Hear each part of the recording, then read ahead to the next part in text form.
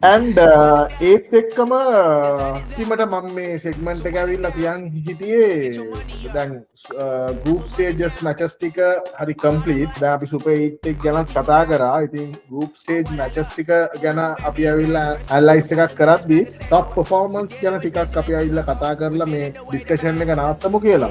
ඉස්සෙල්ලාම අයියේ මැචස් ගැන කතා කරා නම් ඔයාගේ top 3 මැචස් මොනවද කියලා කියන්න. ඔයා කියන්න කලින් මම කියන්නම් මගේ top 3 මැච්. මගේ point of view එකෙන් number 3 වලට මම දානවා පාකිස්තාන් vs නෙදර්ලන්ඩ් මැච් එක. පාකිස්තාන් vs නෙදර්ලන්ඩ් මැච් එක because මේ දෙගොල්ලොන්ටම SSC එකේ يعني නෙදර්ලන්ඩ්ස් නම් ගාලම නැතුවදී පාකිස්තානුත් ගැව්වට අර SSC කන්ඩිෂන් එක අලුත්ම ඒ කියන්නේ මොනවාද පිච් එකක්. ඒ මැච් එකේ නෙදර්ලන්ඩ්ස් almost අතේ තිබ්බ මැච් එක අන්තිමට ඇවිල්ලා පරිමස්ට් දාලා දුන්නේ හින්දා ඒක අර ටිකක් අර කරට කර ගිය මැච් එකක් හින්දා ඒක මම දානවා number 3. number 2 මම දානවා ශ්‍රී ලංකා vs ඔස්ට්‍රේලියා මැච් එක because මට අර ඉත්තෑවා අර ආපහු ඇඟට ආපු ඒ කියන්නේ මැච් එකක් ඒක. ඒ කියන්නේ ශ්‍රී ලංකා vs ඔස්ට්‍රේලියා මැච් එක. ඒ කියන්නේ out of nowhere අර ඔස්ට්‍රේලියා ගහන් ආපු විදියටයි ඊට පස්සේ අපි අර ෆයිට් බෑක් කරපු විදියටයි පැතුම් කුසල් මෙන්ඩිස් පවන් මේ කට්ටිය ඒ අර ගහපු මේ නොක් එකට මම ඇවිල්ලා සරෙන්ඩර්. so මට ඒක number 2. මගේ number 1 මැච් එක South Africa vs Afghanistan.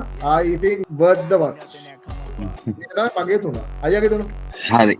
මගේ number 3 ඔයාගේකම තමයි පාකිස්තාන් නෙදර්ලන්ඩ් මැච් එක.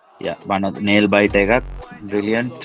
කතා කරන්න දෙයක් නැහැ. නෙදර්ලන්ඩ් දිනන්න තිබ්බ මැච් එක පාකිස්තාන්ට දුන්නා. but ටූර්නමන්ට් එකට අර අවශ්‍යලා තිබ්බ ස්ටාර්ට් එක. very good match. මේක that's my number 3. number 2 South Africa Afghanistan. so suppose දෙකට ගියා second suppose එකේ 24ක් ගහන්න තිබ්බා. අය 3කුත් ගහලා ගහන්න කරනවා. so lot of drama. that's number 2. මගේ number 1 England Nepal. purely Nepal ගහලා තිබ්බනම් මගේ number 1 මැච් එක තමයි. yeah but I still think again yes England won the game but I think Nepal won lot of fans and lot of ඒක මේ lot of hearts. ඒ කියන්නේ මෙහෙමයි match එක England win එක but අර අන්තිම වෙනකල් I think Nepal also had a very good chance 10 runs to get and set batsman in. ඒක අර මාර ත්‍රිල් එකක් තිබ්බ මැච් එකක්. මොකද ඇසෝසියේට් කන්ට්‍රි එකක් විශේෂයෙන් නේපාල් වගේ එකක් ඉංග්ලන්ඩ් වගේ රටක් එක්ක ගහනකොට කවුරුත් හිතන්නේ 180ක් චේස් කරලා එතනට ඇවිල්ලා මේ වගේ ෆයිට් එකක් දෙනවා කියලා හිතන්නේ. ඉතින් මම මේ මැච් එක විශේෂයෙන් මම ඒකේ මේ කමෙන්ටරි එකේ හිටින්න මට ඒක ටිකක් විශේෂයි ස්පෙෂල්.